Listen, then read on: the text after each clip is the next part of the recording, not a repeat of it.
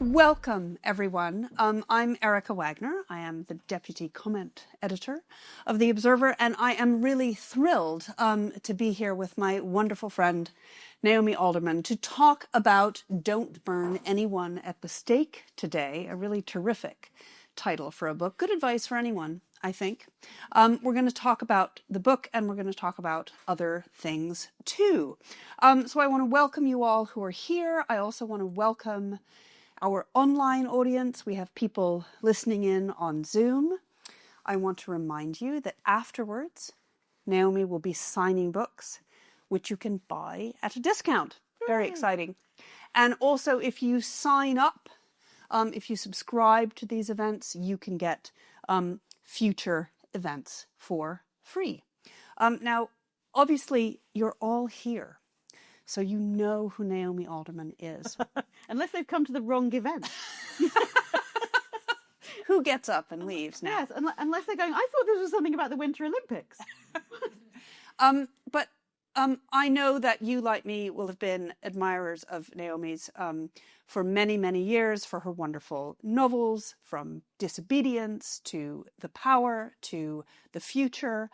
You will have heard her on the radio. I have to say I am a massive fan of her series Human Intelligence. Has everyone listened to Human Intelligence? Isn't it fantastic?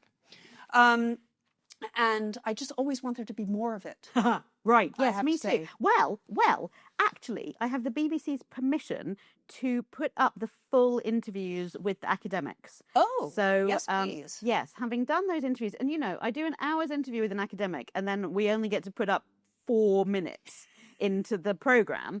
So I just thought, okay, if the BBC is okay with it, so I'm getting the academics saying yes as well. We're going to have it a little bit lightly edited, but I'm going to put that on my Substack, but for free, obviously, because it's public service broadcasting. Excellent. But, and we will come to your Substack. She has a wonderful Substack.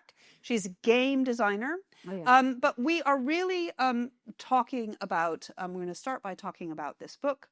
Developed from her groundbreaking Radio 4 essay series, she argues that we are living through a third great information crisis as the internet floods us with knowledge, opinion, and misinformation, reshaping how we think, dividing us, and rewriting our sense of history.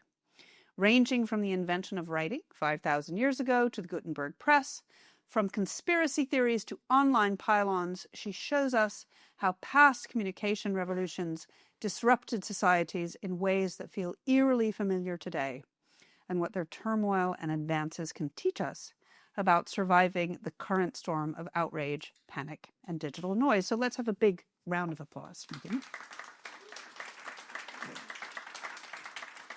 And there will, of course, be time for your questions at the end. So it's one thing to think that there's an information crisis, which I think quite a few of us are in this room will be feeling, but to actually take it on as a subject and write about it. What gave you the courage? Well, at a certain point, it wasn't necessarily the courage. This is always the case with me. It was more that I felt so urgent that I had to write about it immediately. So I was thinking about this a lot during the pandemic. I mean, I think everybody here probably knows someone who went crazy during the pandemic. Like maybe it was you, maybe it was somebody that you knew, and started to believe something weird or to behave in some weird way. And in the literary world, there were, what can we say? They're dramas, storms in teacups that became very intense, and so that there were things involving my friends. At the same time, I was starting a master's in classics, and one of our early pieces of reading was a very short piece from a writer called Walter Ong, of whom you will hear more if you haven't heard of him already, who wrote about, he was a McLuhanite, which is to say he wrote from that thought of the medium is the message, the idea that the way that we talk to each other has a massive effect on the things that we say and the way that we are able to communicate with each other. So the medium is not neutral. I read a short piece of his talking about how human thinking had changed when we moved from being an oral culture to literacy. And my head exploded. There was just a sort of boiling frenzy in my head reading this, going, everything that he's saying here is exactly applicable to what is going on in the world right now. And this is both incredibly frightening and really reassuring. It's frightening because, these changes are massive. They're a ratchet. You cannot go back to the earlier way once you've done it. And also, we have been here before. And I think it's incredibly helpful to know that an information crisis sends people mad in predictable ways, and that eventually we do find a way through. And what are the right places to look for a way through? And also, can we please all just understand that whatever it is that your issue is that you feel very exercised about, I'm not going to argue with you about what you should feel about that issue, but the reason that it feels so strong to you right now is almost certainly mostly because of the information crisis. So having worked that out, I just felt an extreme amount of urgency to get that message into the world. And I think that there are a lot of people starting to talk about these things now. I think particularly maybe just in the past year, probably it's since the election of Donald Trump, isn't it? That for the second time, right? For the first time, people said to themselves, "Oh, this is just a weird blip. Sometimes a weird blip happens." And then the second time, I think people started to go, "Okay, what is going on?" And so I've certainly from American thinkers, I'm hearing more people saying things like, "I am a McLuhanite," and which was unthinkable 20 years ago. It was a joke from a Woody Allen movie, Marshall McLuhan. But now I think because we're in the middle of a really seismic change, and it's clear that it is the internet that is causing it, I think that there's more interest in talking about it. And so there are questions about how, we'll get into this, I expect, but there are questions about how hopeful or optimistic or pessimistic to be.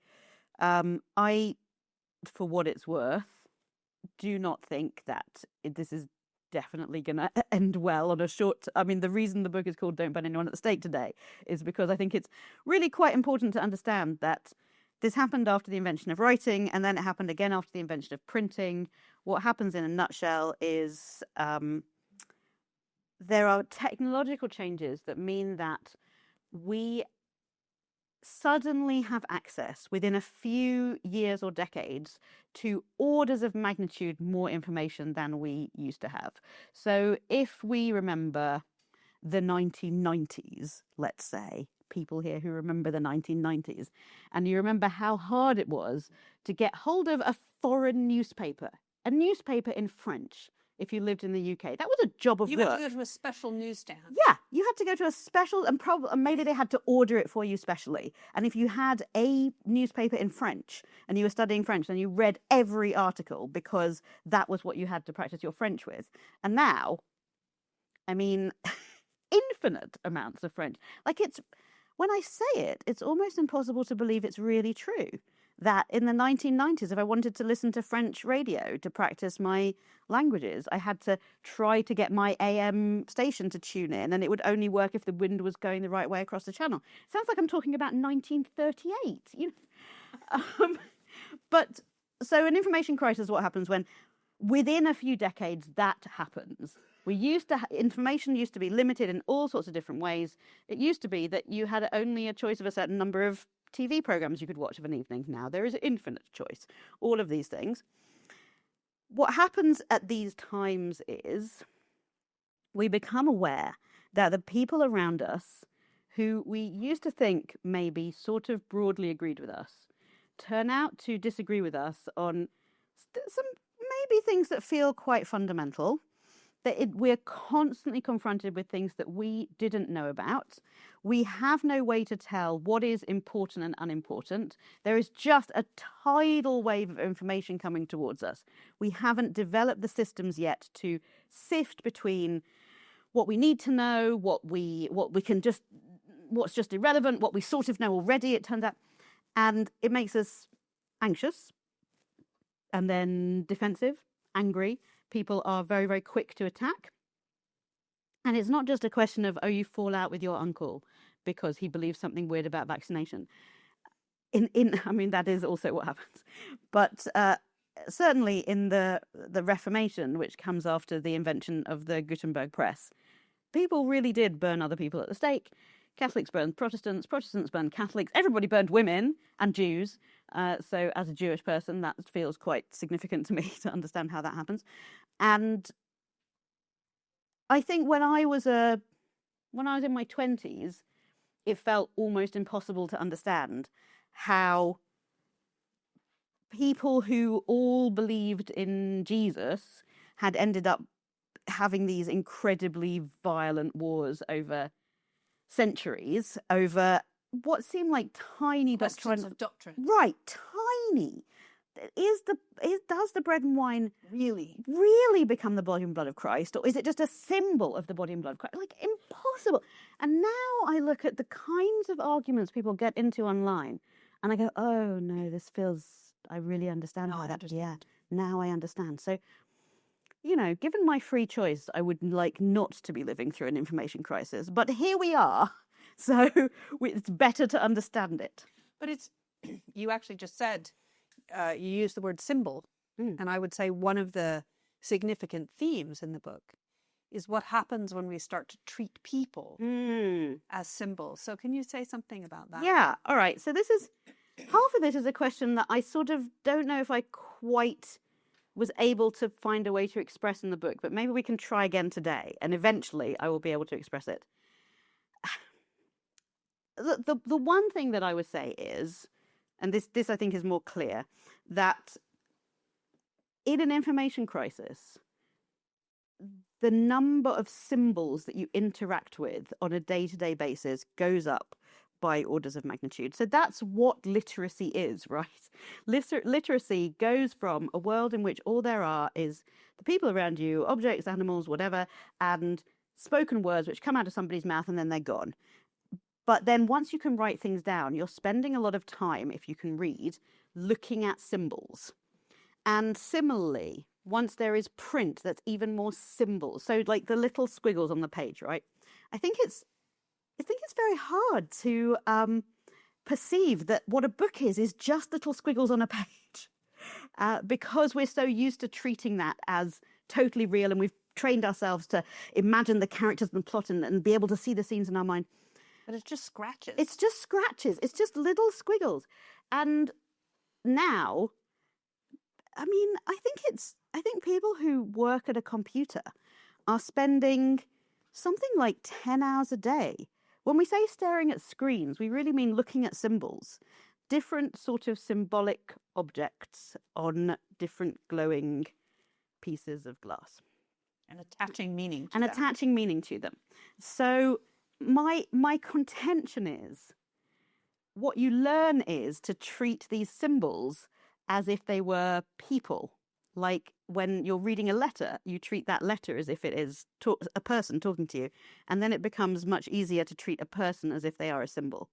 We lose track of, psychologically, what is an inanimate object that we don't have to care about, and what is a real person that we should care about and that naturally we might want to care about. And I think that leaves us vulnerable to certain kinds of, I'm going to say, fundamentalism. I mean, I feel like what's happening on the internet right now, a lot of it is fundamentalisms and cults. Even when the people involved wouldn't describe it that way. I think there are a lot of these things breaking out where there's a kind of, I mean, have you heard the thing where people call other people NPCs? Have you heard that? Yes. Non-player characters. Right. So that is a really horrific thing to call someone. It's a thing from video games. So if you don't play video games, you might not know what that means. A non-player character in a video game is a character that has just been generated by the computer, i.e. they're not real.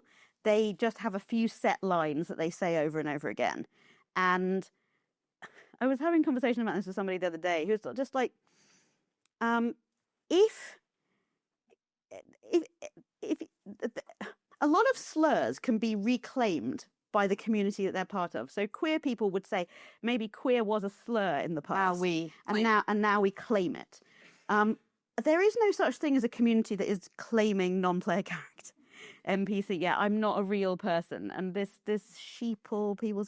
So I think, but I would argue, because one of the people I've heard or seen use that term is Elon Musk, and I am pretty sure that what he was doing to the U.S. government, that dismantling, was because he thought of all those people in the State Department, whatever, as NPCs. All right, so I did an event with the tech journalist Kara Swisher a couple of years ago, and I said to her, who's the editor of Wired, I think now. She might be. I mean, she has a very.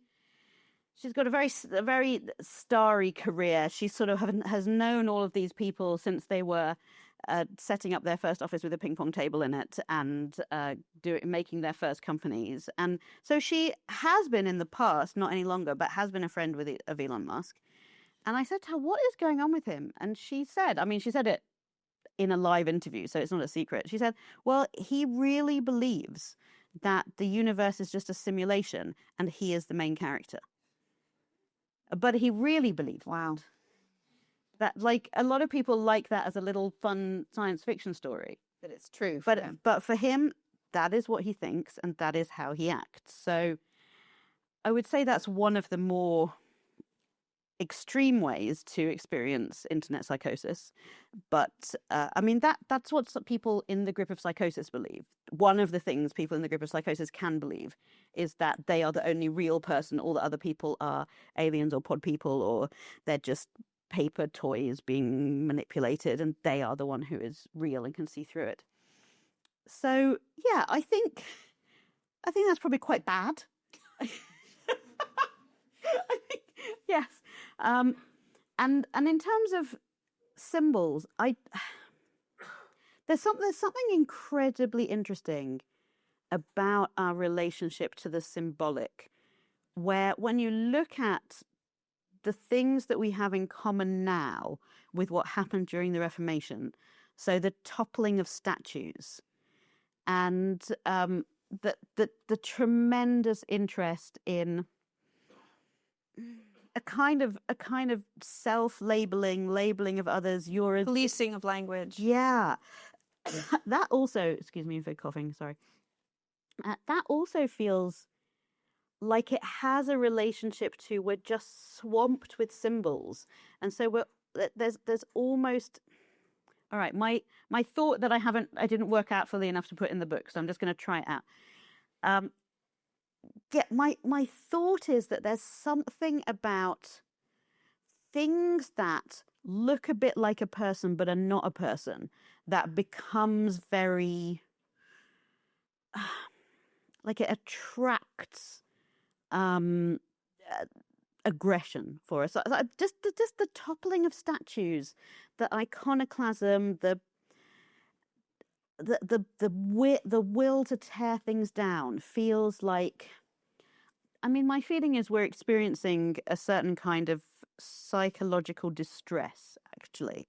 And that even if we're not necessarily aware of it, that the constant availability of, let's say, streaming video on demand is a bit peculiar for our minds that are used to, or that evolved to, experience the presence of another person as a full presence rather than just a weird piece of glass that can talk to you like a person. So that's, I feel that it puts us into an uncanny valley situation. This is just my reckoning, but that's my feeling about it, that it's doing something a bit odd to us, and eventually we'll get used to it. To me, there is that combined with, I feel, again, I'm not a scientist obviously, but I feel as if we were evolved to deal with scarcity. That as well. And now many of us, the privileged among us, have to manage glut. Right. We have the neuroses of abundance.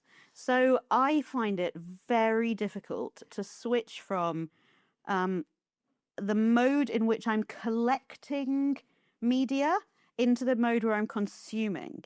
And this is not this is brand new for me in the past decade or so, where it used to be I would go to the library or go to the bookshop and buy myself a DVD or buy myself a book, and that was what I then had to read or to watch. And now everything is available, and so I find that I have... We don't know what we want to watch. Right. You can spend the whole evening just... Has anybody here, and tell me I'm not the only person who's done this, that you can spend the whole evening, instead of watching a movie, browsing through Netflix and then saving a lot of movies to your list, or just kind of thinking about movies, but not actually just deciding on one and watching it. My big advice here, incidentally, having thought about this a lot, is... the way that I choose what to watch now is I look at Rotten Tomatoes, the movie review site, and I look at the list of the best movies of 2022 or 2025 or whatever. And I start at the top, and the moment that I find one that sounds appealing to me, I must immediately stop scrolling and go and watch that, and not allow myself to look... just save it. Yeah, can't just save it. You know, my son, when he was younger, would ask me kind of Zen questions like, Mum, did you like Gilligan's Island? A TV show that some of you will have heard of. And I would say, I don't know. It was on TV when I was allowed to watch TV. So I liked it. Yeah. You know, that's how we were. But there are, of course, and you and I have talked about this a lot before, without... It is an information crisis. But there are two enormously positive. Oh my God. So let's do... I mean, can we just talk about the fact that in order to learn French, you can just go online now and get a bunch of French podcasts. I listen to a very good French podcast called Change ma vie. Which is a French life coach podcast, and I can listen to it at 0.8 speed if I can't pick up what she's saying, and then I use Pocket Cast, which is an app which will then do a transcript of it. So if I need a full translation, I can just get that to be able to catch any part that was difficult. There's also a YouTube video if I want to watch her actually speaking. I mean, that is extraordinary. Look, if you are, as I am, an obsessive autodidact, there has never been a better time to be alive. It's amazing what is available right now. And if you are, so we'll get onto this more thoroughly, but I'm doing a maths degree with the Open University right now. And if I don't understand a particular topic, then I can go and find 12 videos of people explaining it in different ways. Or, I mean, 12,000, right? So I think it is always the case. And this is why I think the analogy with writing, with literacy, and the transition to literacy is important, because all of us here, and everybody listening, I think, reflexively, automatically thinks that literacy is a good thing.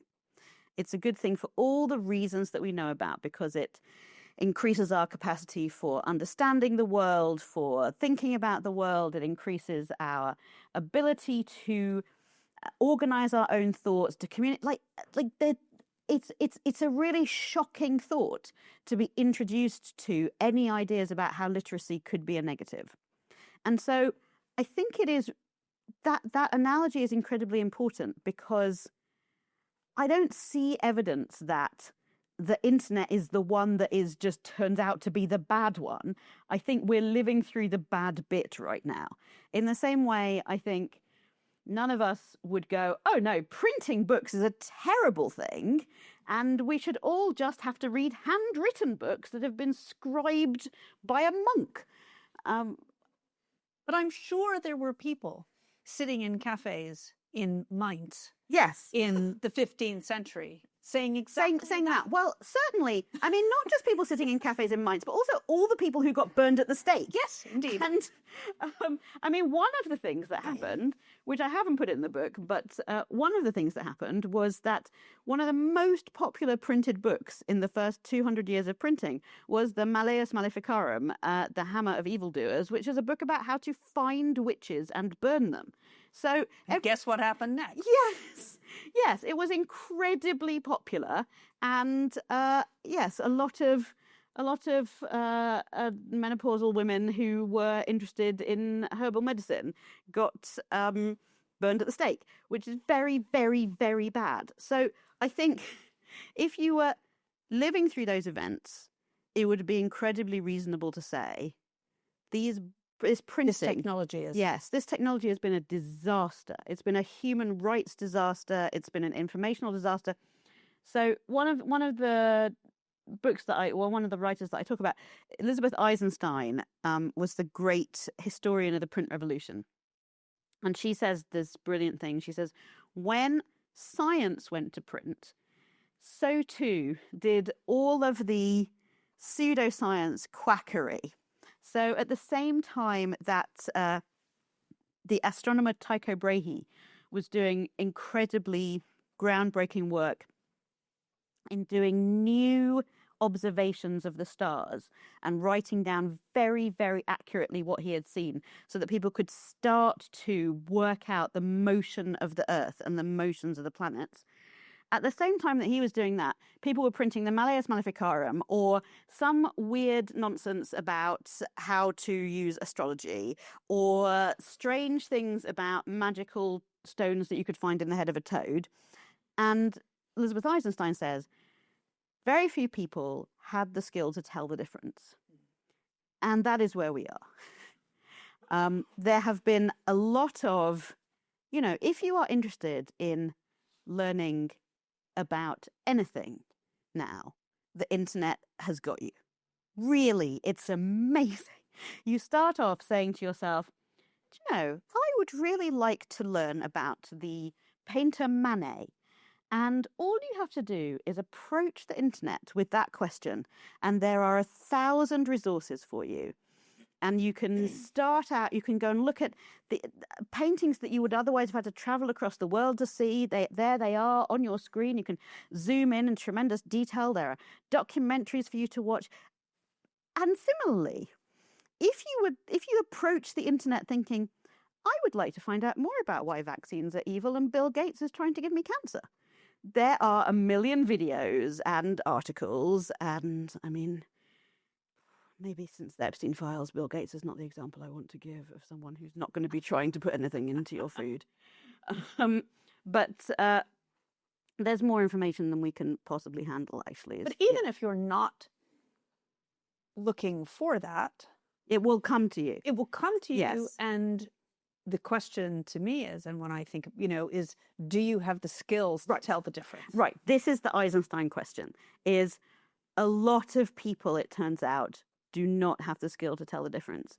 This is not a promotion, but I think it's interesting to think about Substack. Substack is a little bit of a controversial platform because they do allow Nazis to have a newsletter. Now, as a Jewish person, I am well aware that there are Nazis everywhere. And I don't post on Twitter anymore because the owner of Twitter is a white supremacist.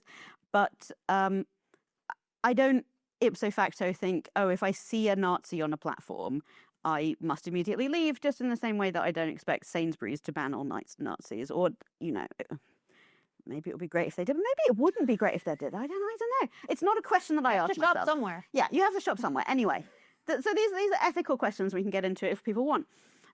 But what I think is really salutary for me being there is to see how easy and quick it is to go from reading something perfectly sensible about the history of aeronautics, and then suddenly you're looking at jet fuel doesn't melt steel beams. Suddenly and everything looks the same. Everything is exactly as plausible as everything else. It's much, much easier now to make something look very, very convincing. So yeah, again, if you remember the 90s, in the 90s, it was that we had very mature systems, as it turns out, as mature as they were going to get, for telling the difference between what is nonsense and what is truth.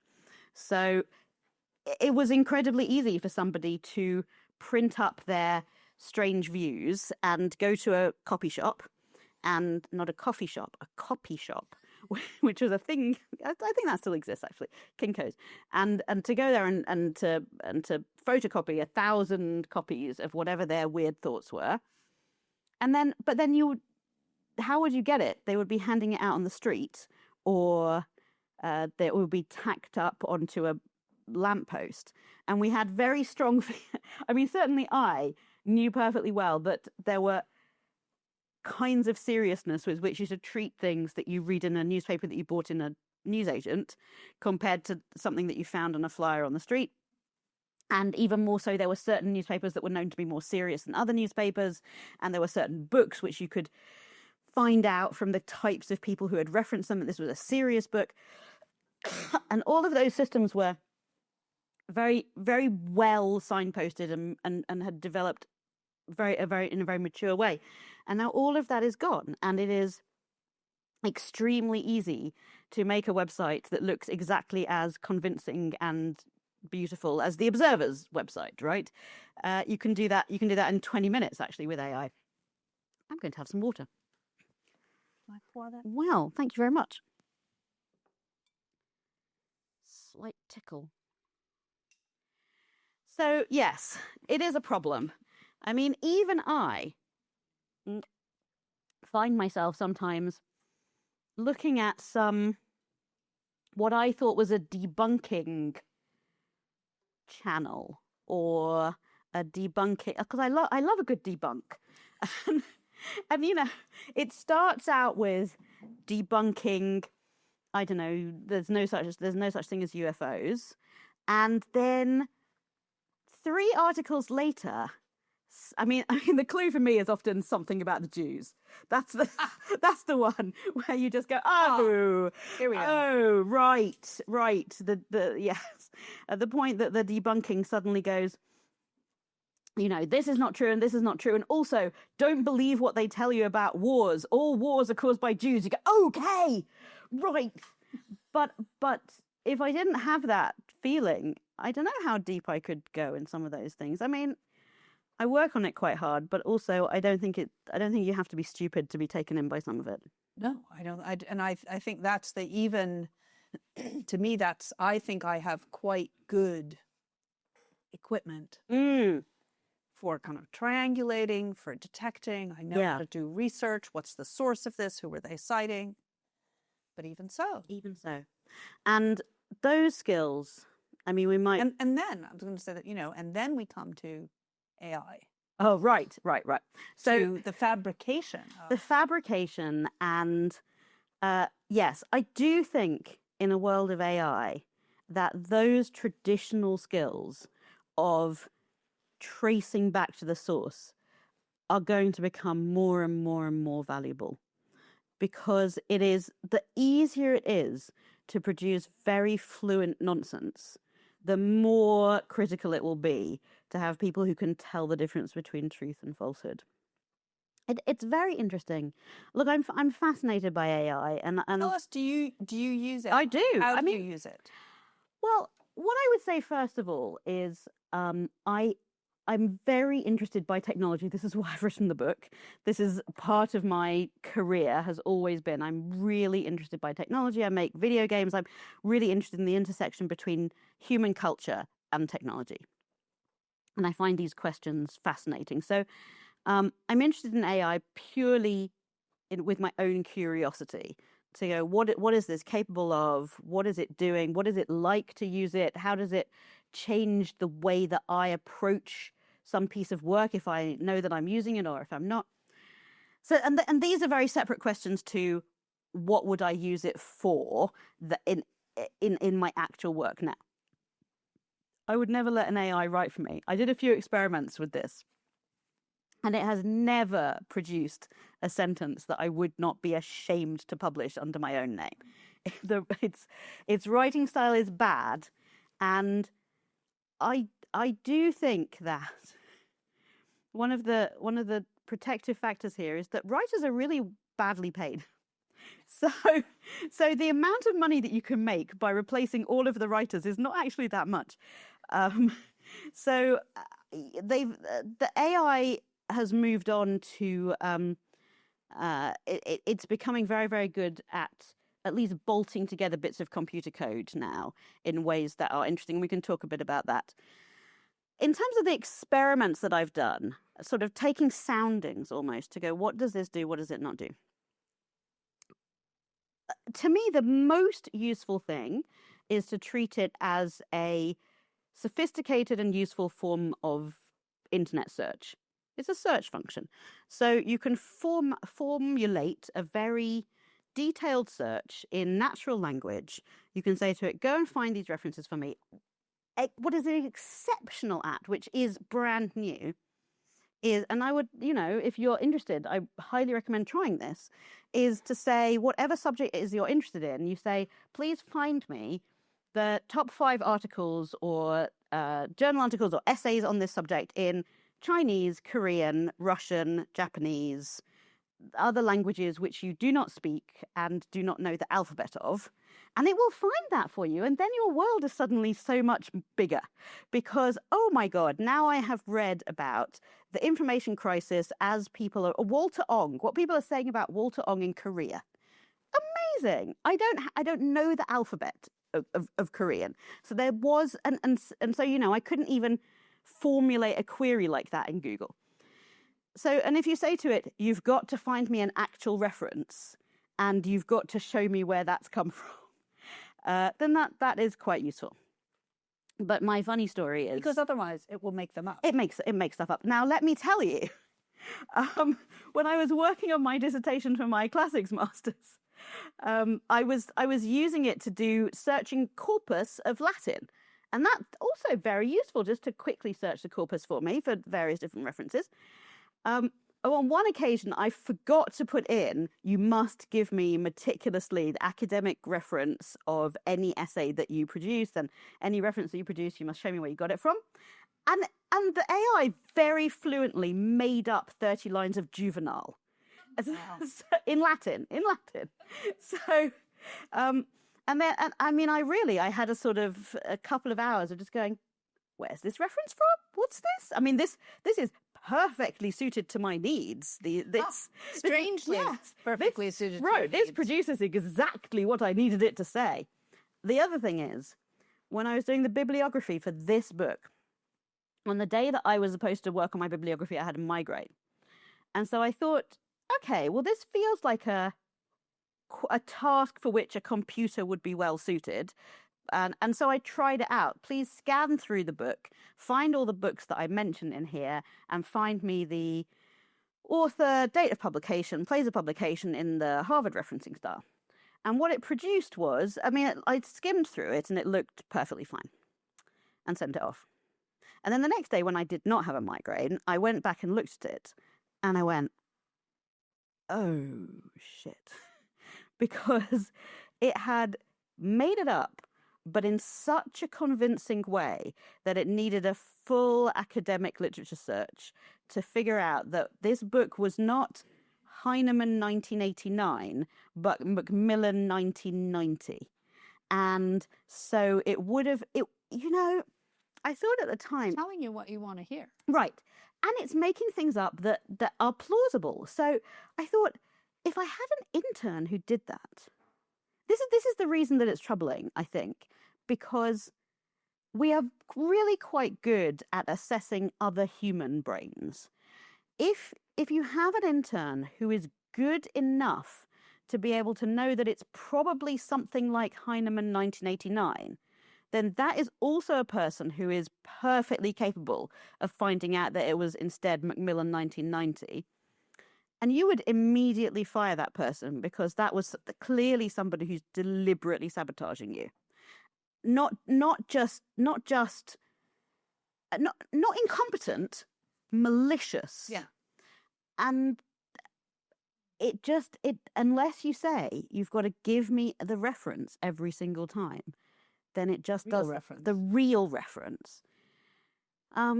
So I would say a couple of good people to read on this. Cal Newport, who is a professor of computer science at Georgetown and also writes books about productivity and how to live a less hectic information life.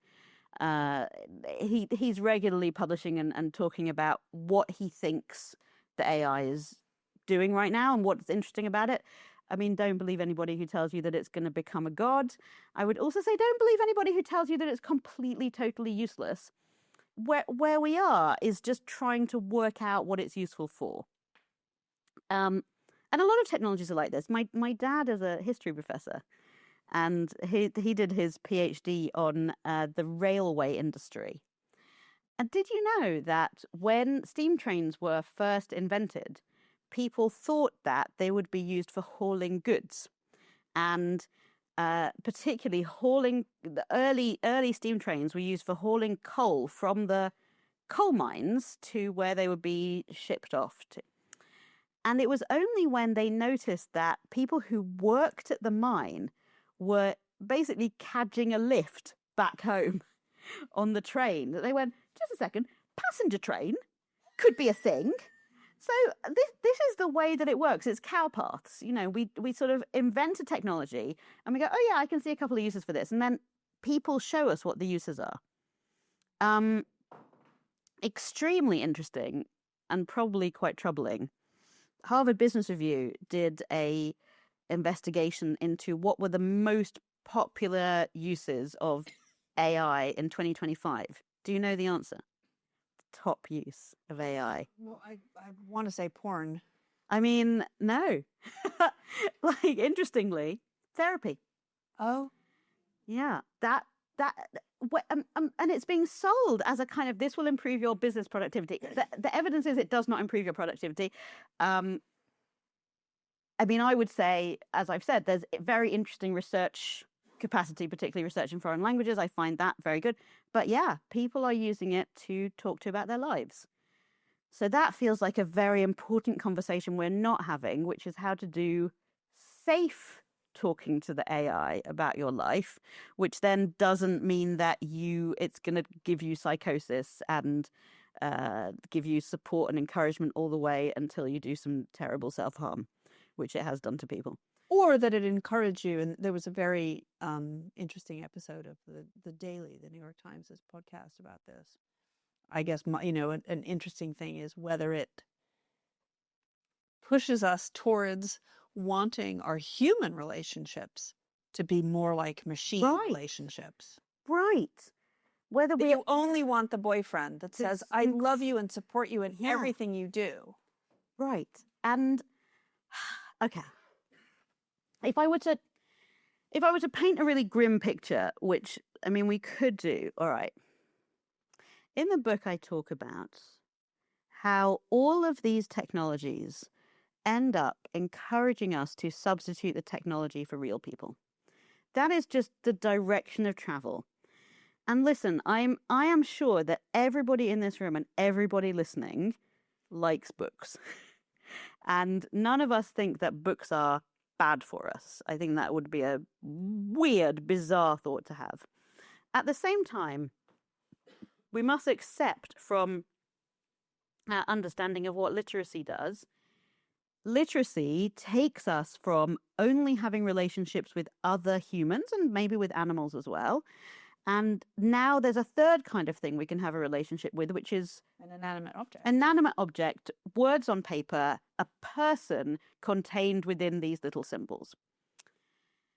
One of the things that I put into the book is box pews. All right, so in the Reformation, after the invention of printing, you can see the effect of printing on people's ideas from looking at churches that suddenly begin to have enclosed pews that wealthy people have built for themselves so that they are no longer looking at the other people who are praying around them, because the most important relationship is not with the congregation, but is with the book that they have in front of them. So this is when personal, private prayer and reflection, reading a book of sermons, reading a book of commentary, comes to be thought of as a way of being religious that is more important than communal worship. And I mean, you can literally see it in the architecture. People are cutting themselves off from other humans. So, and of course we see it now. I mean, certainly the pandemic exacerbated a lot of this, but I don't know, how fruity are we allowed to get here? I think we can be fruity. Very fruity. All right. So, And we'll open for questions after this. Oh, sorry. Yes, I can talk for England. So, I listened to a very good episode of the Search Engine podcast a few weeks ago, which is about an Atlantic article. So some serious research has been done into this. It seems as if there's a group of young men who were aged between 14 and 17 during the pandemic, who missed out on some crucial bits of socialization, and who now are sexually interested exclusively in porn, and will say, this is all I need, it's all I want, this is a perfectly legitimate thing. That is called gooning. And a lot of it is sexual performance online for other men who are also using porn. I mean, let's first of all say the ancient Athenians would have been very familiar with this as an idea. It would have been considered a perfectly normal thing to perform sexually for other men, and whilst also being attracted to women. But in terms of the box pews, in terms of the cutting yourself off, that feels like quite a significant and potentially troubling development, that we are giving ourselves more and more opportunity to cut ourselves off from the other humans to focus on. I mean, in the Reformation, they wouldn't have said the device, but a book is a device. Yes. And similarly, I think it is 100% likely that there will be more and more people who, following that logic, will end up having more significant relationships with an AI than with a real human. I think we can also say that this doesn't affect everybody, and certainly people still had friendships during the Reformation. And one of the things the book is about is the crucial importance of being able, if you can, to maintain relationships across these arbitrary identity and opinion divides, and to be able to deal with some of that friction that happens between real people, not sexually, rather than expecting that incredibly supportive, smooth, Constant reinforcement that you get from the AI. But I mean, okay, number one, we should not be banning social media for children without banning artificial intelligence for children. If we're saying to them, you're not allowed to talk to your friends online, but you are allowed to talk to the machines, this is incredibly bad. And I mean, actually, what we should really be doing, instead of focusing on social media for teenagers, is focusing on banning short videos for the under fives, in my view, because that seems to me to be a more lasting harm. And that's setting them up for, I mean, I've just read a study this week that it's setting them up for emotional dysregulation, just the constant churn. And that there are some quite serious studies now about how many images a child will see just from this scrolling short form video, rather than BBC, CBeebies, just picture books, right? A human face. So whilst all of these things are incredible, they give us access. I mean, you know, for someone who couldn't read before to be able to read, you know, it's Keats on first looking into Chapman's Homer, right? And then felt I like some watcher of the skies. This is what it feels like when you realize how much you can access that you weren't able to access before. It is extraordinary. It's also, we're also always going to be pushing to disconnect ourselves from other humans, and that is where it gets to be quite dangerous, and where we end up with the temptation to burn other people at the stake, because we don't need the people. We've just got the books and devices. Yes, we've got the image of the person, so then we don't need the real person. But here we are. With some real people. So if we change the lighting slightly, can we do that so we can see you? Is that possible? It's slowly, it's happening. Oh, so if you raise your hand, there is a microphone that will come to you. All right. No, we're going to have to say that my Open University maths tutor is here this evening. So if you want to do a brief tutorial, because I had a question about parabolas anyway. Question related to that. Yeah. Here, microphone is coming. The current group of individuals here slightly disprove this, but do you not feel that the quality of face-to-face teaching and learning in schools and at university is being diminished, devalued by the internet? Yes. I mean, I think actually I put the Open University into the book because, you know, I love the Open University. I did a BA in classics, then a master's in classics. Now I've just started a degree in maths. You cannot keep me from some education. I think one of the things that happened was the pandemic. Before the pandemic, the OU used to have in-person tutorials, and now all the tutorials are online. So this is both a positive and negative. Groups representing disabled people had been asking for decades for all events to be live streamed, as this one is, so that people could attend them if they're not able to be physically present. And I believe it was extremely aggravating for those groups that they were told this is impossible, and suddenly there was a pandemic and it was all possible. So we understand that it's really, really great for access to be able. I mean, God, during the pandemic, I did like a course with the 92nd Street Y in New York City. And I wouldn't have been able to do that. You know, I did it for the feeling of like being in contact with another city. So all of that is great. At the same time, once you're doing learning online, at the end of the hour tutorial, there's no opportunity to go out for a coffee with your fellow students and develop those relationships and talk through the things that are difficult and say, oh God, I couldn't understand that on page 96 either, and set up a little group where you can chat about it and make friends and know that yourself not to be isolated in the world.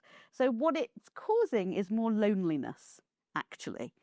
And yeah, I think it does diminish the quality of the teaching. The thing that is not available anymore is just to be able to hang back at the end of class and say, oh, can I just ask you about this? Because I was thinking of like maybe doing my dissertation on this subject, or to say, oh, I really couldn't understand, or I was really interested in what you said about that. Could you recommend a book? And maybe for other people in the class to be able to hear that. Yes. Yeah. So it's the same as young people are not having the same office experience of being able to watch people who've done the job for a while, and just the things that you overhear without actually anybody having put that together as an intentional curriculum for you. I think we lose all that when we work online, and maybe we'll find some way to get that back. But I do think that, yeah, it's almost as if there are a few things that we know we're doing intentionally, and there are many, many things that we turned out to be doing without realizing we were doing that. And then when we're only doing the intentional thing and we're doing it online, then we lose all the rest of it. So yes, I think these conversations are incredibly important. I hope that OU goes back to having at least some in-person tutorial opportunities because of all this richness that is lost. Who else? Gentleman there. Thanks. The thing I was wondering about was what you thought about the idea that maybe the internet isn't an infinite archive, but actually just an excessively large one, but with massive gaps. And I suppose what I mean by this is you mentioned about spending an evening on Netflix or whatever it was. But if you thought, I'm going to watch this Hitchcock film that everyone said is great, actually most of the main streaming things, you wouldn't find it. You would say other films like Hitchcock are like, and likewise, I work in television development and I often want to refer back to old programs. They're not really available. If you're lucky, you can find dramas. But I was trying to think about an old show called Now Get Out of That, which was sort of proto.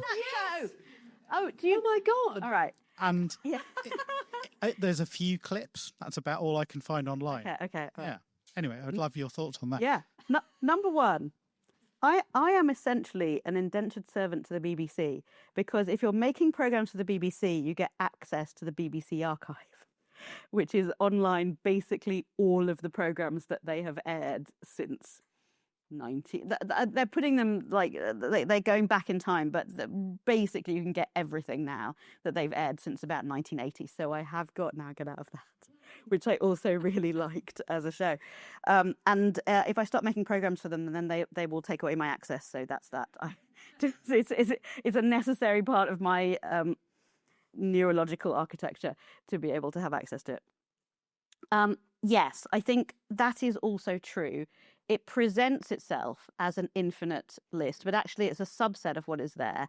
And you find this out the moment that you delve into any academic subject at any depth, that you can start off at shallow level, and you can go from knowing zero to knowing quite a bit very quickly. But then when you want to go from knowing quite a bit to really diving in and getting to really developing your own ideas rather than taking on other people's ideas, that second layer there is totally missing. And quite honestly, this is also why I'm constantly doing Open University courses, because their online library is really, really good.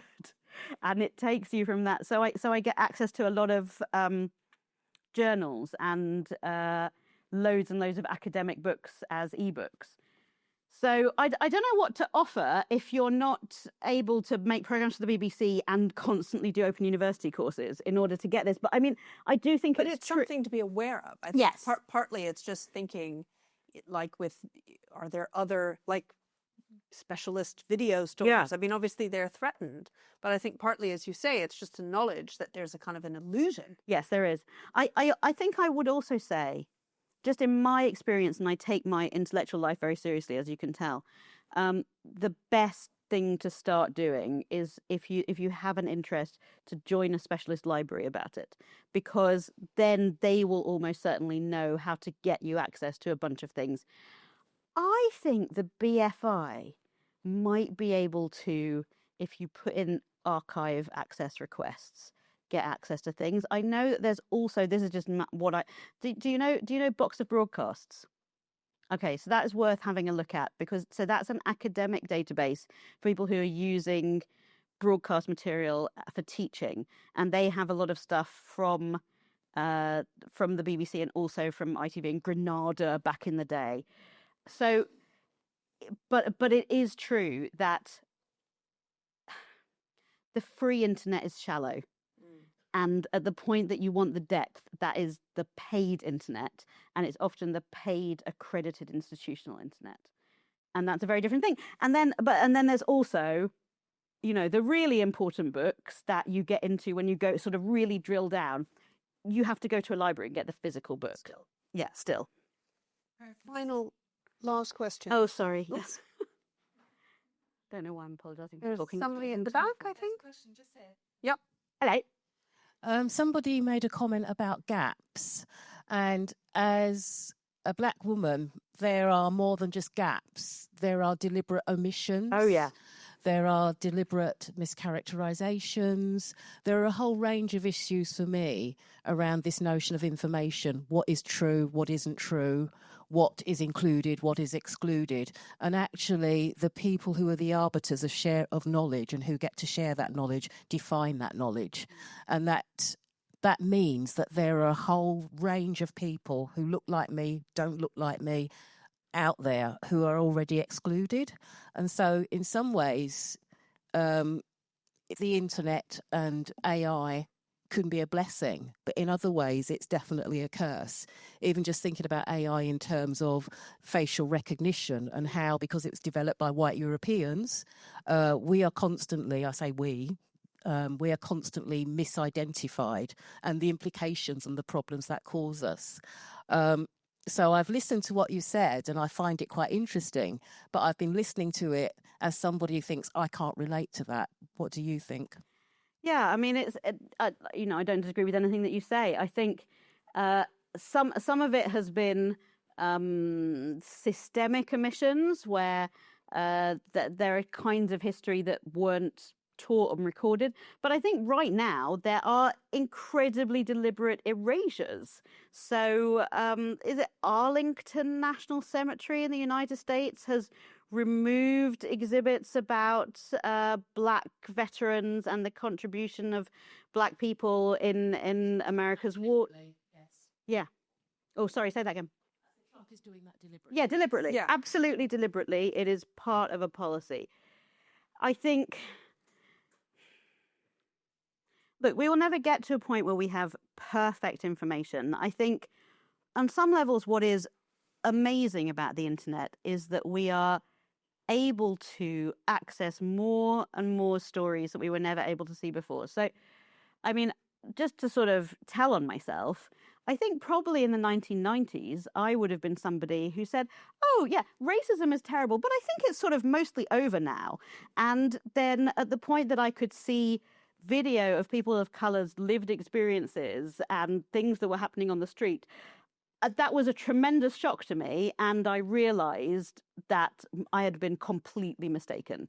And so from that point of view, I think I mean, I'm not against the internet. I think the internet, like print and like books and like writing, will always have both positive and negative things. One of the things that print and writing and the internet can do is to give us a window into lives that we're not living.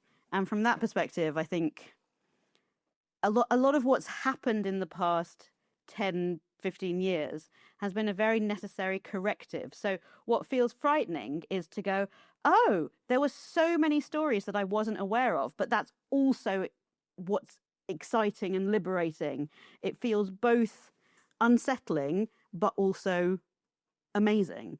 And I mean, it's incredible. Like what Trump is deliberately doing now, erasing those stories, feels almost like, I'm just going to say this, it feels like giving people a cognitively easier story to manage. Yes. Because like just going,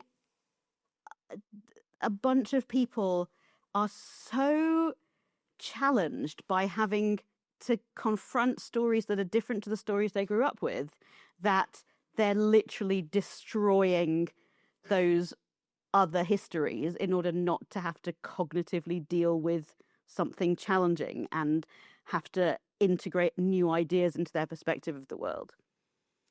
Yet when we look, I think historically, that's not a project that's gone well. People who have tried to suppress knowledge. Yeah. On that note, we are going to have to stop. Sorry. We could go on all night. Naomi will be signing books. Please join me in thanking her again. You can buy books at a discount. Oh, yeah. And sign up for future events. Thank you very much.